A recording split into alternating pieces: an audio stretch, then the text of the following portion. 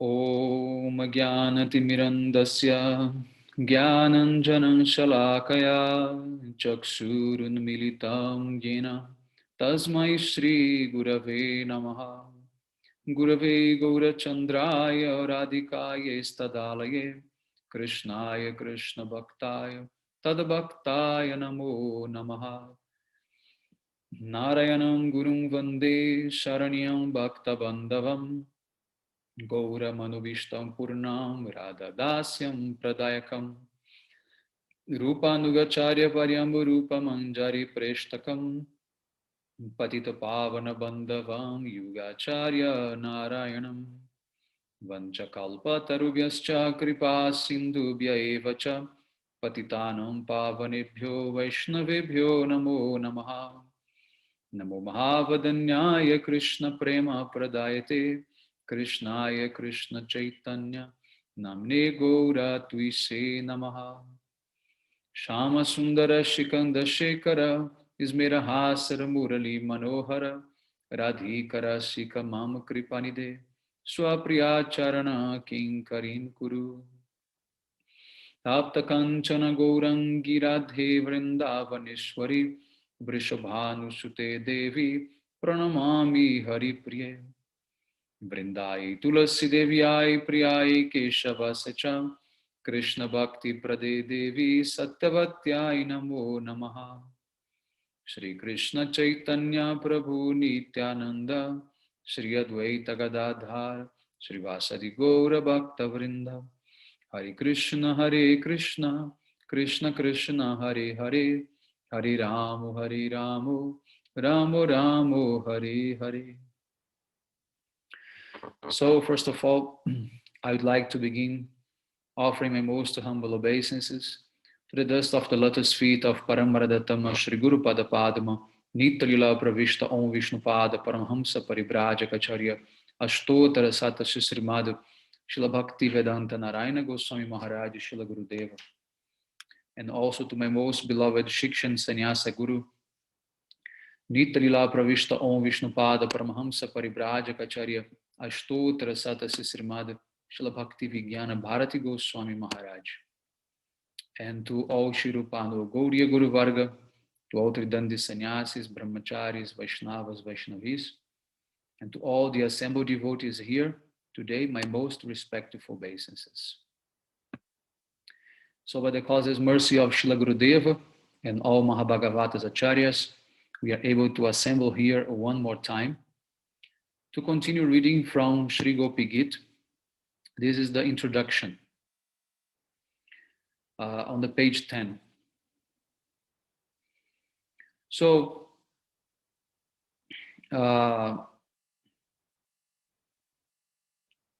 during the Rasa Lila time, the gopis, they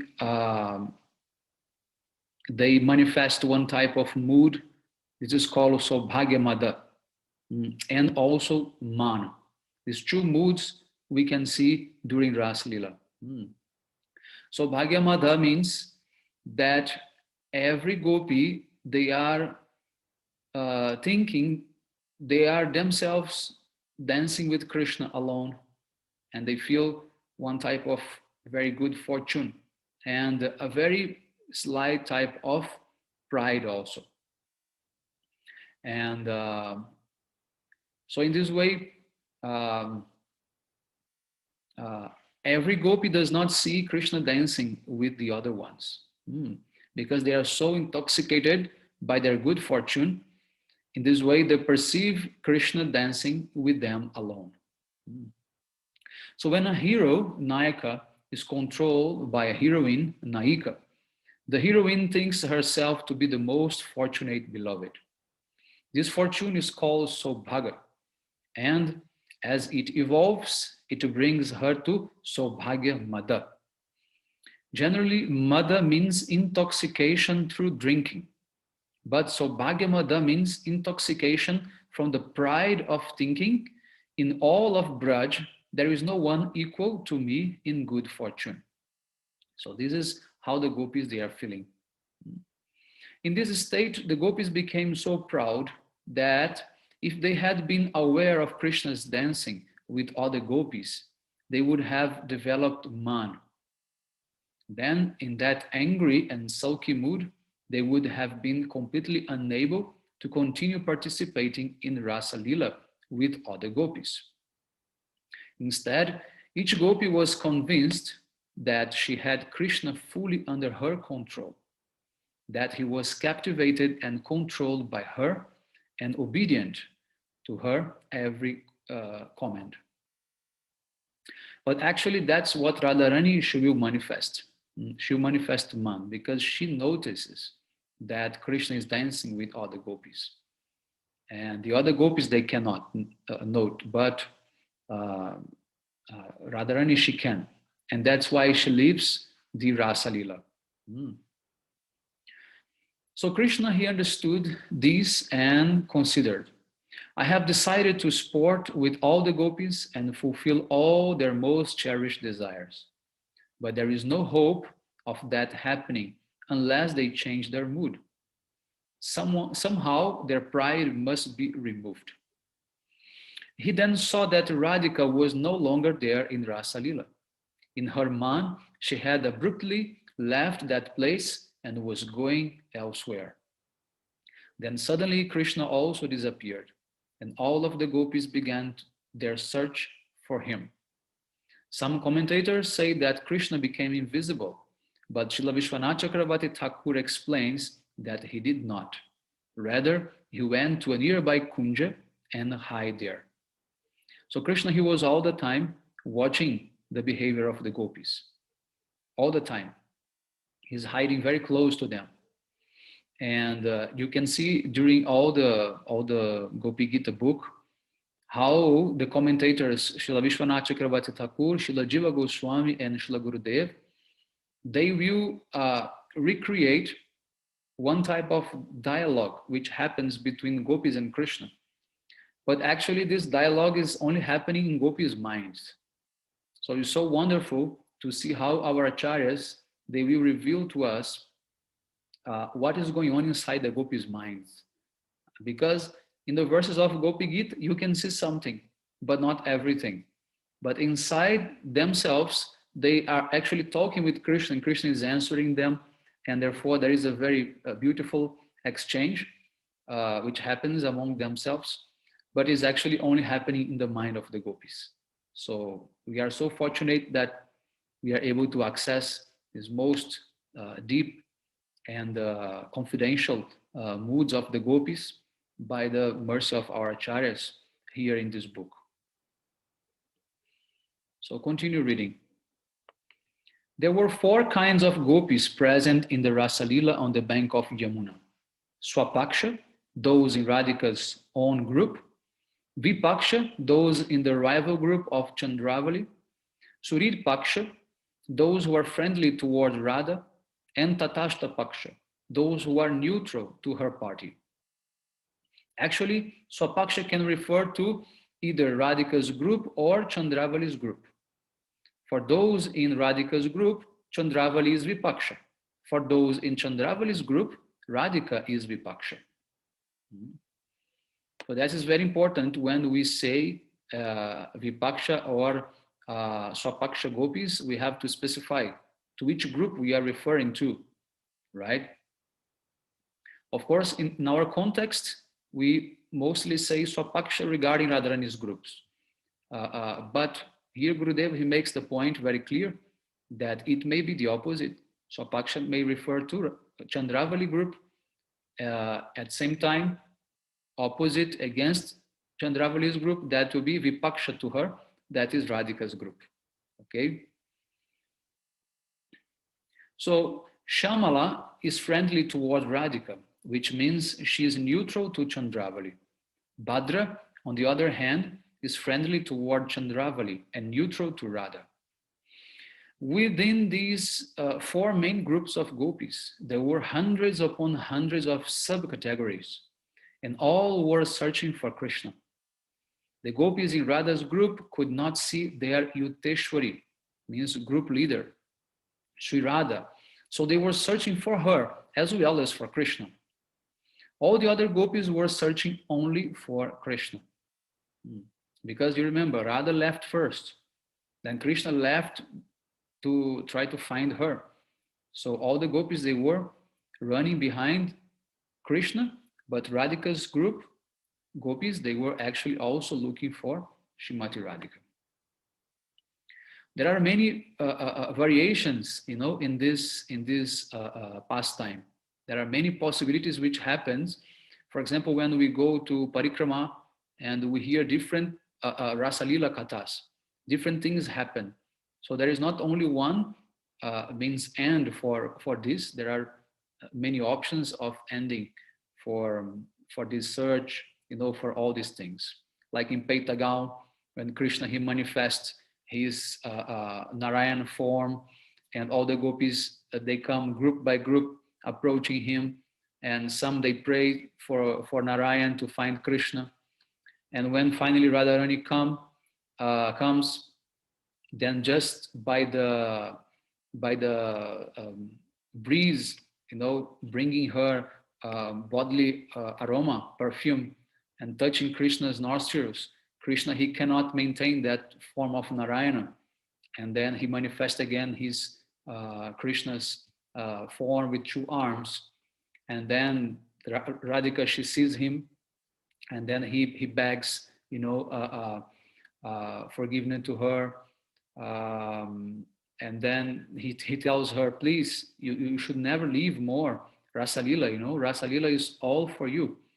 I am only there for you. If you leave, I have no other reason to be there. So please don't keep your man. No, that's what Krishna tells her. So there are many types of ending for this. So the Gopi-gita is the searching time, only the searching time. But at the end of the book, Srila Gurudeva, he keeps the first two verses of the next chapter, okay, which Shukadeva Goswami, he is describing how Krishna again, he appeared in the middle of the gopis, okay. So usually we also sing at the end those two verses, but they are not more actually belonging to the Gopi-gita song itself. They belong to the next chapter, the beginning of next chapter, okay. So let's continue here. Shrimad Bhagavatam's Canto 10, Chapter 30 describes the Gopi search for Krishna and how they all became tadatmika with him. This means they became so absorbed in remembering his characteristics, such as the way he walked and how sweetly he talked, that they began to think that they themselves were him. And now it's how comes those dialogues, which I was mentioning previously. The gopis became like mad persons, asking the trees, the creepers, the rivers, deer, and peacocks if they had seen Krishna. They asked the tulasi plant, but when tulasi did not respond, the gopis thought, Krishna has warned her not to tell us where he is. And because she is his beloved, she refuses to utter a word. They asked the trees, but when they did not reply, the gopis thought, these trees are male and therefore they are Krishna's friends. He has no doubt told them not to tell us where he is. This is why they are remaining silent. When the gopis saw the creepers laden with flowers, they thought, Krishna has touched these beautiful creepers with his fingers, and now they are so happy that they have no awareness of anything external. They cannot speak because they have taken leave of their external senses altogether. At first, the gopis concluded that Krishna was not to be found anywhere and that he would not return to them. They were somewhat consoled. However, when they finally noted his footprints, they followed his footprints for some distance until, to their surprise, they saw another set of footprints. Means Krishna was already with Radha at that time. The Vipaksha gopis, the rivals of Srimati Radhika, were trying to guess whose footprints these were. They could not see that the second set of footprints belonged to some gopi. They guessed that this gopi must have worshipped God, and as a result, she had become so dear to Krishna that he took her with him and left the rasa dance. They did not think that her good fortune was the result of her worshipping Krishna, but worshipping God. Thus they spoke the following words. Anairadito nunam bhagavam haririshwara yendo vihaya govinda prittoyanayadraha. Bhagavatam 10, 30, 28. Certainly, this particular gopi has perfectly worshipped the all-powerful personality of Godhead, since he was so pleased with her that Govinda abandoned the rest of us and brought her to a secluded place. So here you can see that for the gopis, uh, the ultimate prayer they can conceive, of doing to God is to be with Krishna.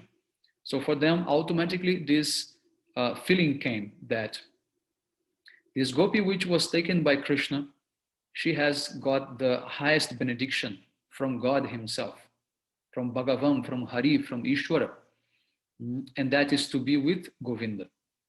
In the gopi's mind, there is no any higher benediction that someone could get in this life.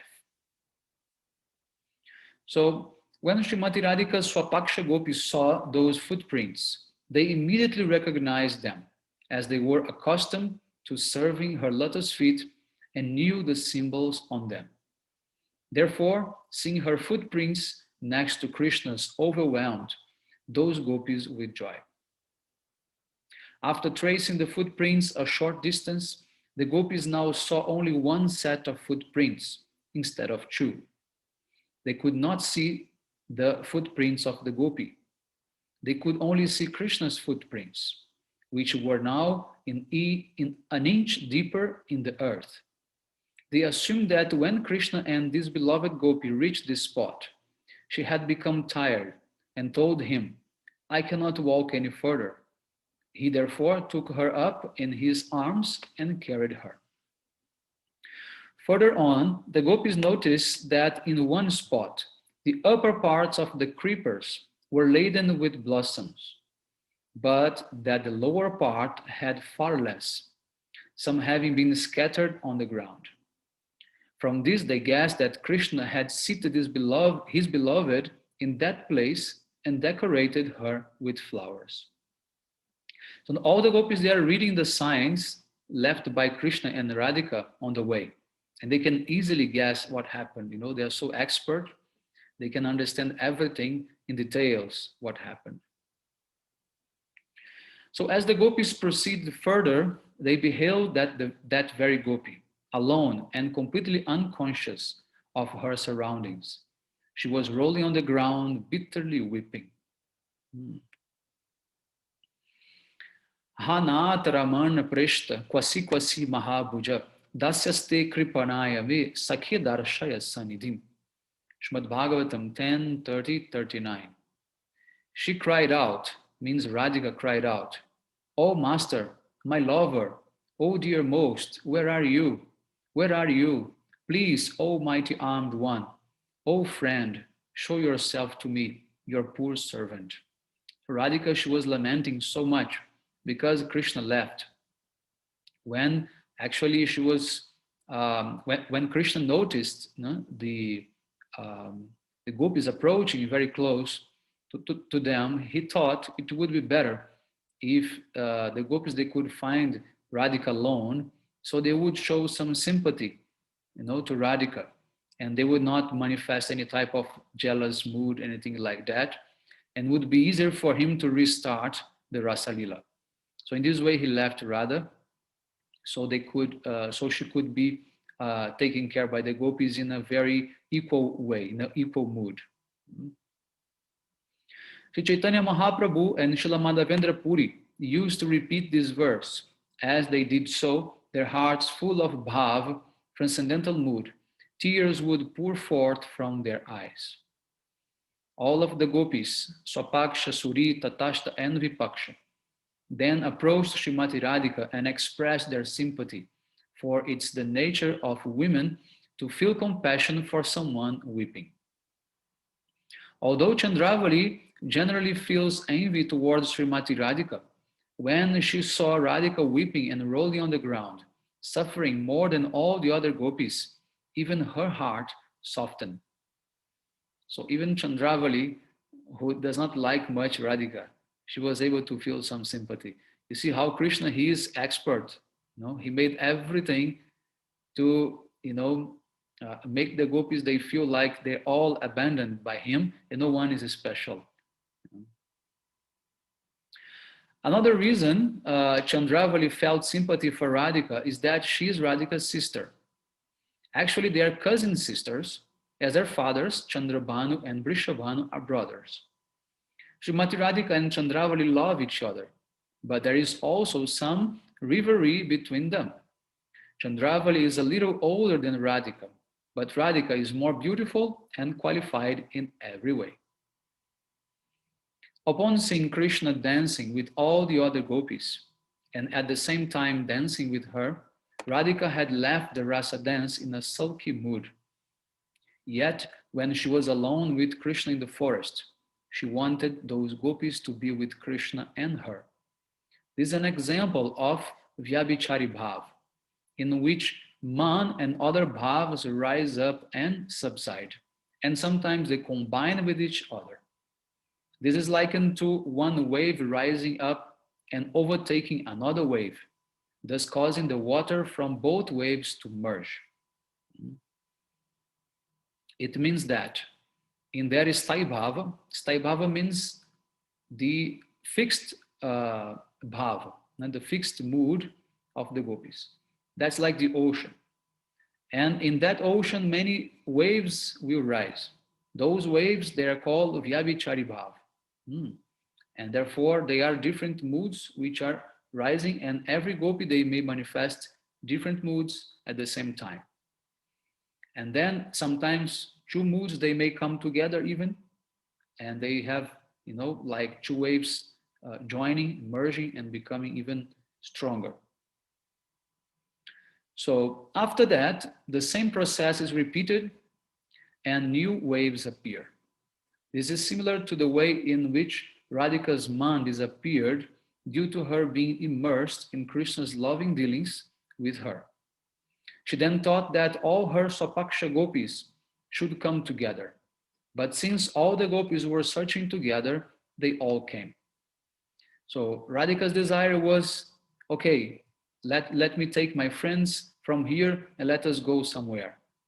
But then when she saw that all the gopis, 1 billion gopis, they were there also, then she thought, okay, let us go together.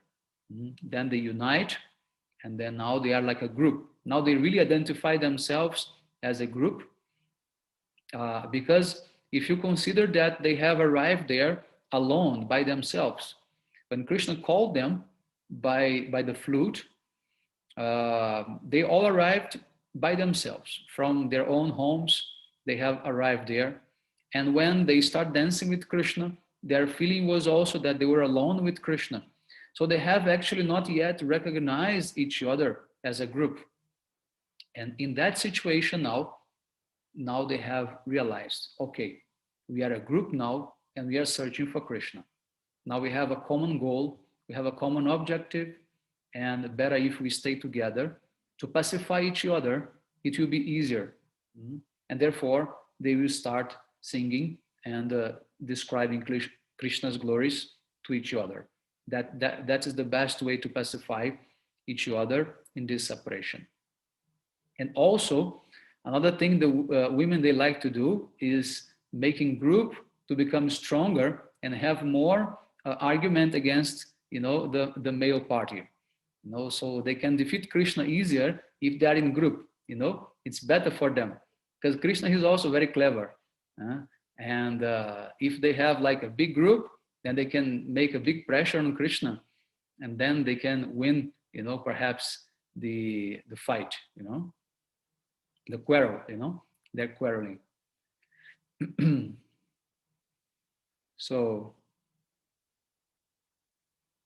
So when the gopis found Shumati Radhika in this condition, they sprinkled some water on her lotus face. When she came to external consciousness, they asked her, "What has upset you? Why are you so overwhelmed and weeping?" And Radhika answered, "As I was wandering throughout the forest with Krishna, I told him that I was no longer able to walk." Why had she said that to Shri Krishna? Hmm? Srila Gurudev is asking. It was not due to Saubhagya Mother, the pride in her incomparable good fortune. Rather, her deep contemplation was as follows. Quote, "My Sakis have left everything for me. They have no purpose other than to serve me. Yet I'm here, enjoying Krishna's company alone. This is not at all fair. If I arrange for all of them to come and join us, we can all enjoy Rasa together. I should not be with Krishna alone." In the meantime, the other gopis had been gradually coming near and near. Hmm. So at first, Radhika, she's answering to her own group. Then she told them, "I was with Krishna," but she's not telling to everyone. Okay? Therefore, Gurudev is saying, in the meantime, means after she's having this exchange with her group, her own group, then the gopis gradually, they come near and near, right? And Krishna told her, "Quickly, come with me." "But I cannot see you," Radhika cried. Radhika's condition at this time is called Prema Vaichitya. Krishna was actually sitting with her and worshipping her, yet she felt an intense mood of separation from him. She was unable to perceive that he was sitting right beside her. As the gopis came closer, Krishna thought, "If they see us alone together, they will become envious of Radhika and everything will be spoiled. There will be no Rasa Lila. I cannot let this happen." At that very moment, Krishna disappeared from that place and hid himself in a kunja, somewhere in the darkness. Radhika fell to the ground in distress, and it was then that the gopis found her. "What happened to you?" they now asked. Somewhat hiding her real bhav, or selflessly wanting them to also dance with Krishna in Rasa Lila, she simply told them, "I became maddened with the pride of my good fortune, just as you did. Now he has left me as well." So Radhika, she's taking the humble position because she's very, what to say, intelligent in the sense that she's Raseshwari. And she knows that Krishna, he also needs all the other gopis for Rasa Lila. So at that point, she's not willing to spoil that. And then she's taking the humble position. And then she told, "I was having Sobhagyamada just like all of you. Therefore, Krishna also left me. He has not left Ras to search for me. He also left me just like he left all of you because we had this pride." And also now, Radhika is informing them why Krishna left. They also didn't know why Krishna left. And Radhika now is telling, "I also manifested this pride of good fortune that all of you also had." So now Radhika is also teaching them, right? So continuing, then as one collective party, the gopis began to search for Krishna. Finally, they decided that the only way he could be found would be through Sankirtan, chanting his glories in a mood of deep separation from him. Thus, they returned to the bank of Jamuna and began to sing Jayati Te Dikam, the first verse of their Gopi-gita. So now we're going to start the first verse.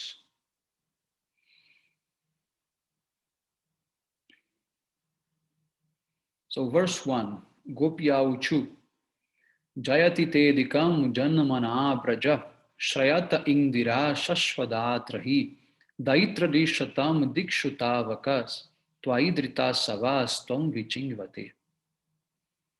The gopis, they're saying, "O most beloved, because of your birth in this land of Braja, the entire area has become more glorious than Vaikunta and other planets. It is for this reason that Lakshmi, the goddess of beauty and wealth, eternally decorates it with her presence. Oh, beloved, in this blissful land of Braj, it is only we gopis who are not happy. We maintain our lives solely for your sake, being extremely anguished in separation from you, and are wandering from forest to forest in search of you. Therefore, please appear before us now. So this verse is very, very special. There are so many deep moods, many good siddhantas in this verse. And basically, gopis, they begin their prayer begging for Krishna to appear in front of them. That's actually what they want.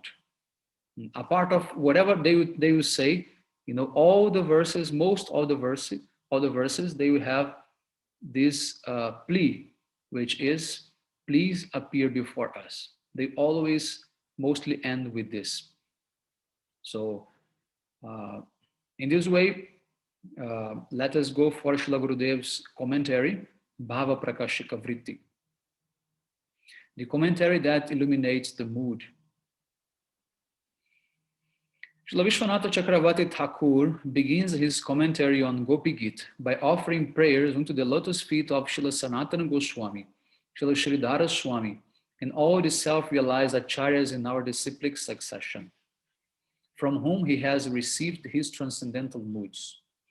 He also prays to Sri Chaitanya Mahaprabhu, who is Sri Krishna himself, covered by the mood and luster of Srimati Radhika. Srila Chakravarti Thakur states that one cannot know the confidential sentiments of Gopi-gita without receiving the mercy of the gopis. He therefore prays to Srila Rupa Goswami, Srila Jiva Goswami, Srila Krishna Dasa Kaviraja Goswami, Srila Narottama Das Thakur, and all the other acharyas, first in their forms as sadhakas, and then in their siddha forms. In Madhurya Kadambini and Ragavartma Chandrika, he has explained that we should gradually approach a level of bhakti whereby we may practice bhakti in both our sadhaka roop and our siddha roop.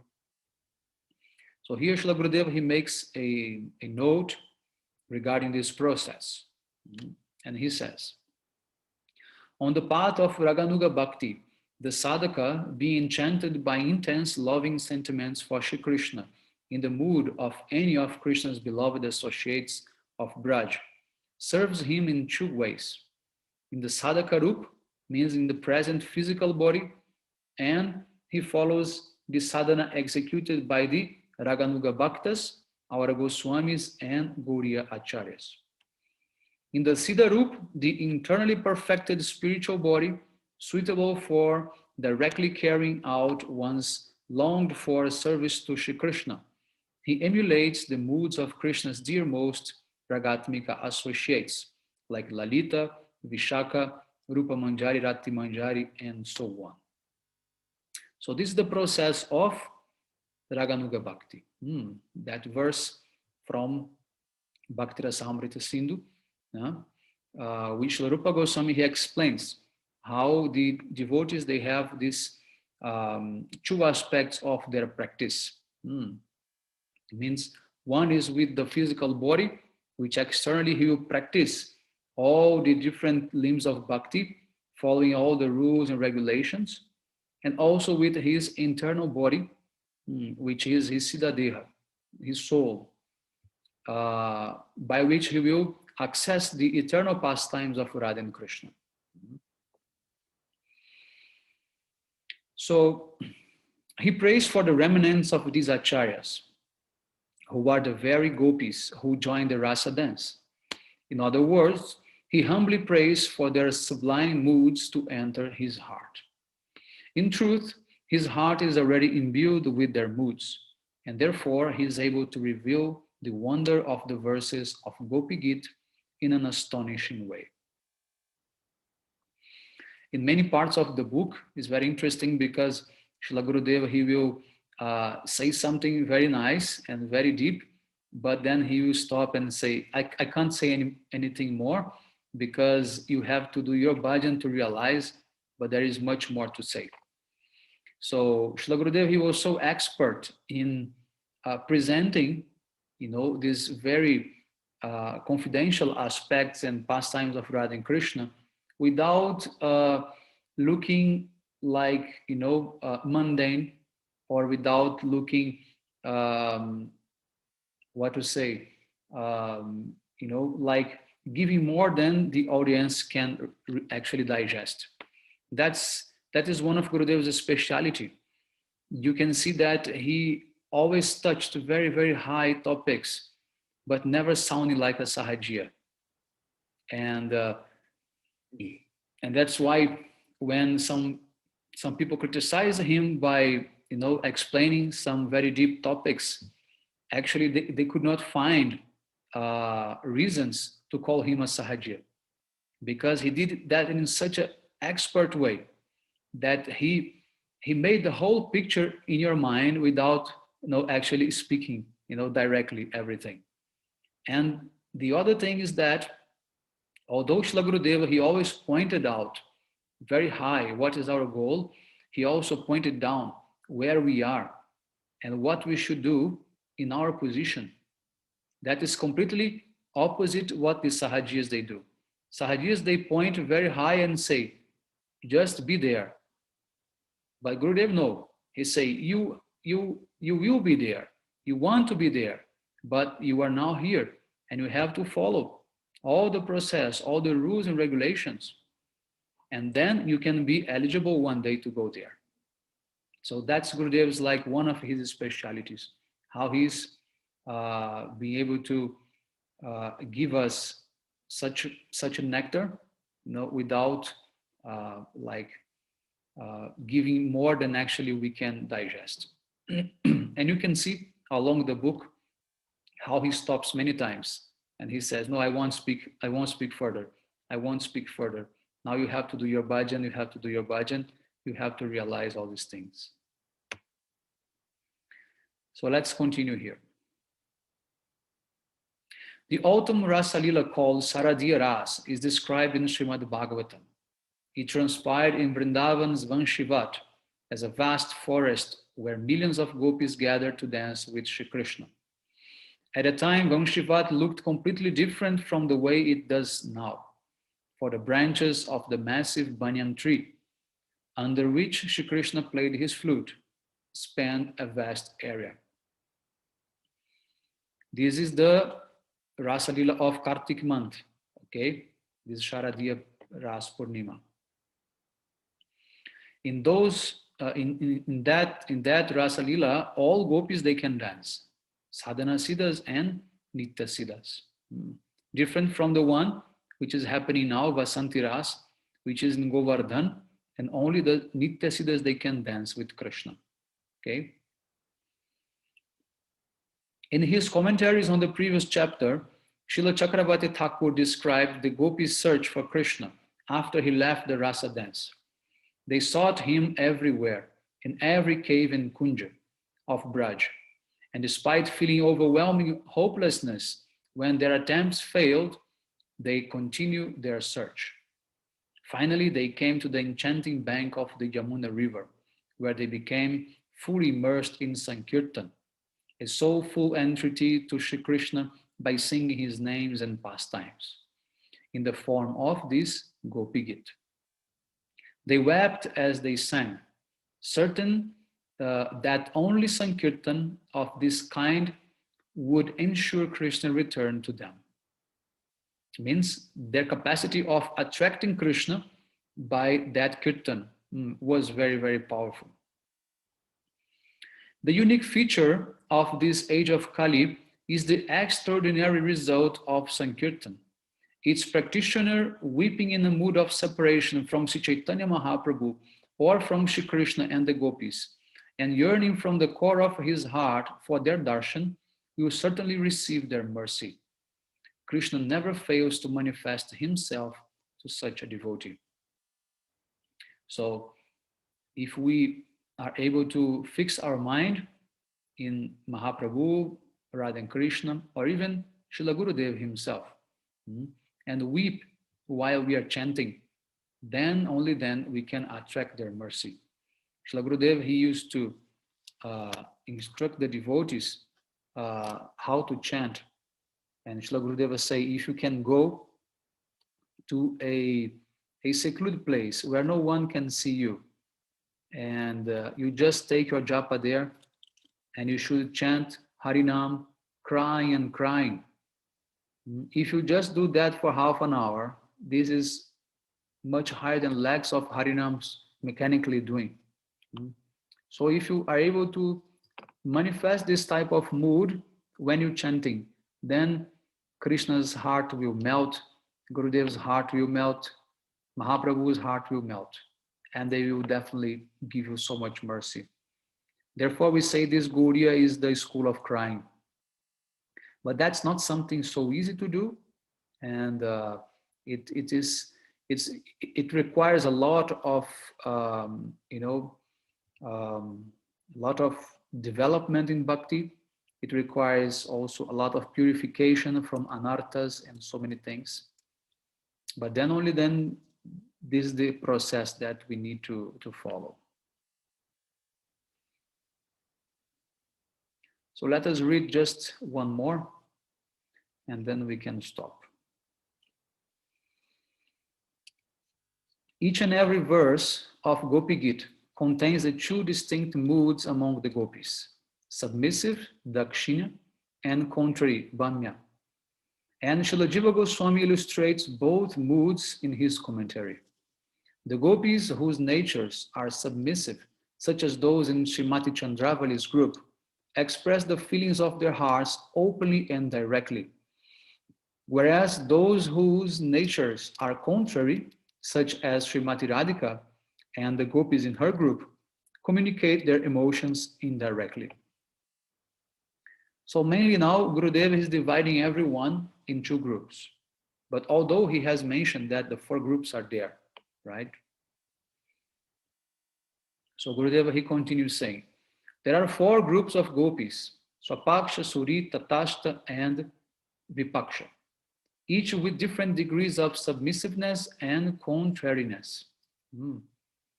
Although the words of the gopis in the different groups are ostensibly the same in the verses, the meanings and moods within each verse are diverse.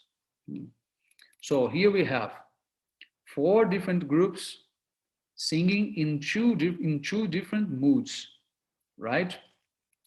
So all the four groups, they have been divided in two different moods. Submissive mood means Dakshina Bhav, and contrary mood, Bhamya Bhav. Radharani's mood is Bhamya Bhav, Chandravali mood is Dakshina Bhav. Okay? While Srila Shukadeva Goswami hide the various deep purports of these verses as he uttered them, they were later explained in the commentaries of our acharyas. For example, Srila Shukadeva Goswami describes how, as the gopis sing with tears gently rolling down their cheeks, they beseech Krishna to place his lotus hands or feet on their heads or on their breasts. These verses are sung by all the groups of gopis, but the meanings behind them differ. So they are actually singing the same verses, but the verses will have a different mood and different meaning.